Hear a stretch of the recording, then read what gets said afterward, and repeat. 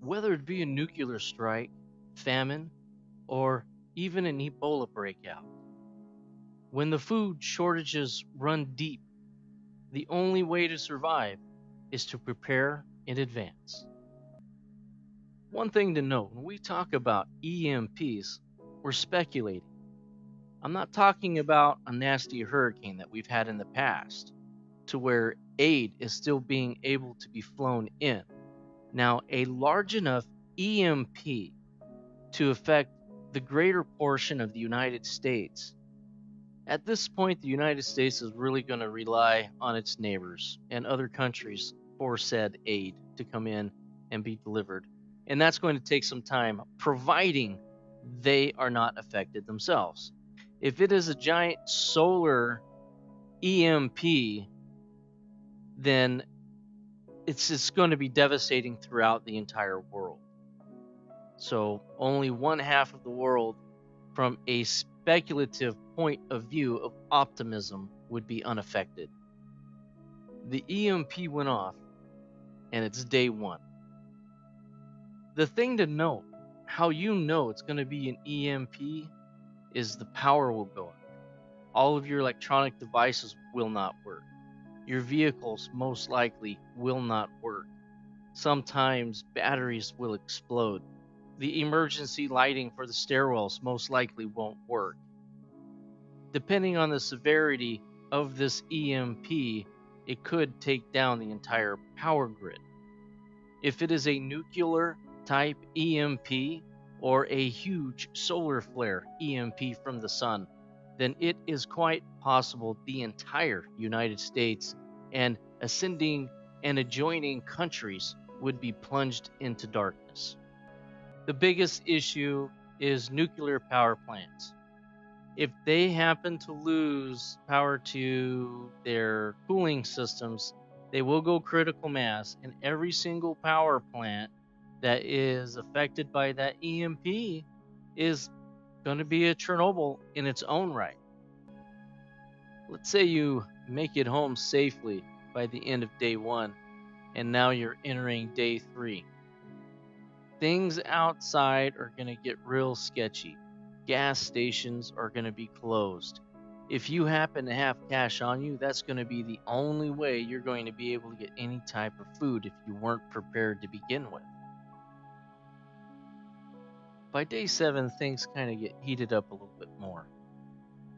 You're going to start hearing screams and gunfire of things you really don't want to know anything about.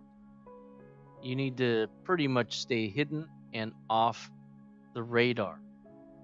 You're going to want to make sure that you use fire the least amount that you possibly can, because the smoke is going to give people an indication of where you are. You have to remember that. Small packs of people are going to be forming.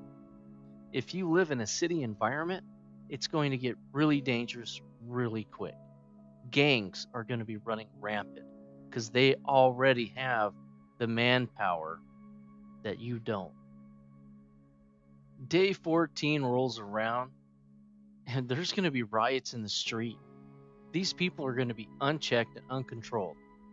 If it was a true EMP, everything is still going to be offline. It's going to be offline a long time.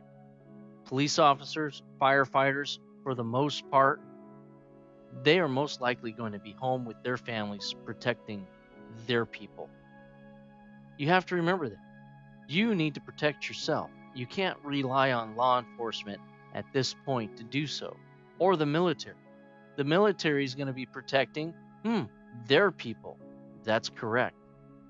Civil unrest is here, and riots are going to continue to expand, and people are going to be taking things forcefully. The point of it is, by day 14, radio stations are going to be running out of fuel for their generators, or they're going to be getting ransacked themselves. So where are you going to really get your information from? Entering day 21, if the power is still off in 21 days, chaos is going to run supreme, in my opinion.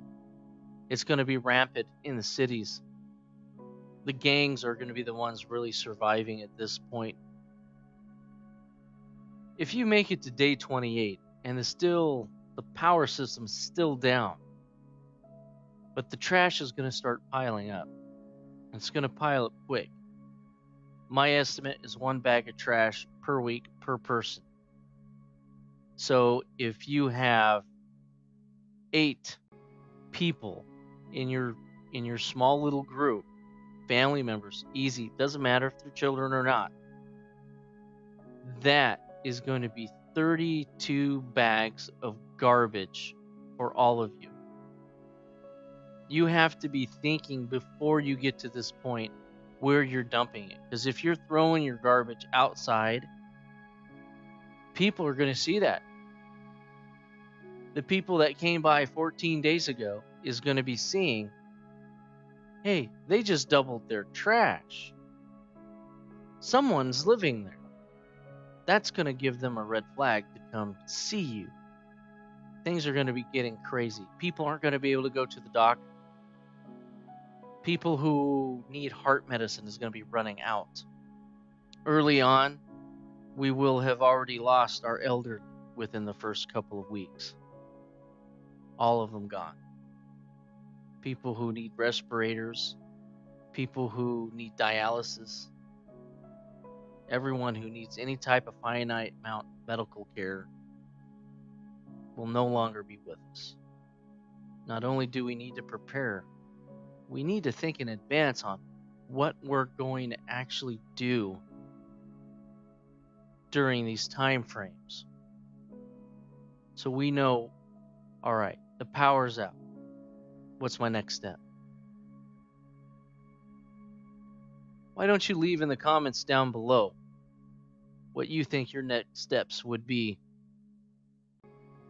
say after day 28.